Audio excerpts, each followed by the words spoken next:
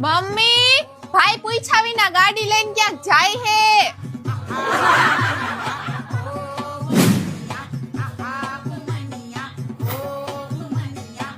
Mummy, ભાઈ તમારા પાકીટમાંથી પૈસા લઈ હે.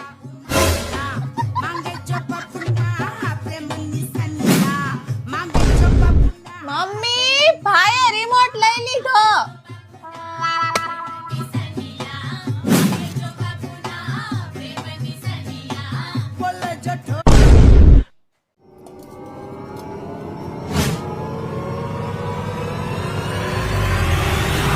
દર વખતે મમ્મી મમ્મી ઊભી રે તું હવે.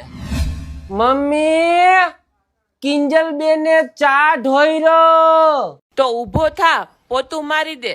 શું આ